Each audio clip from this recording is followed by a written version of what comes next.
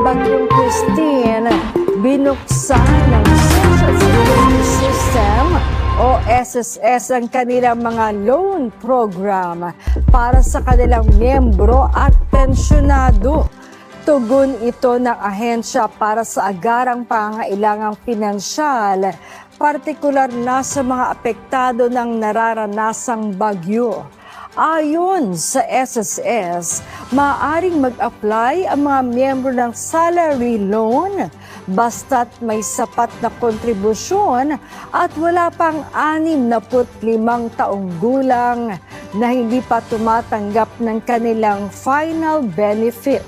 Habang ang mga pensyonado naman ay maaari ring mag-avail ng pension loan katumbas ng 3 o hanggang 12 beses na halaga ng kanilang basic monthly pension. Maaring isumite ang mga aplikasyon online sa kanilang My SSS portal o sa mga lokal na tanggapan ng SSS. Layunin ng inisyatibong ito na mapadali ang pagbangon at magbigay ng tutulong pinansyal sa gitna ng nararanasang kalamidad.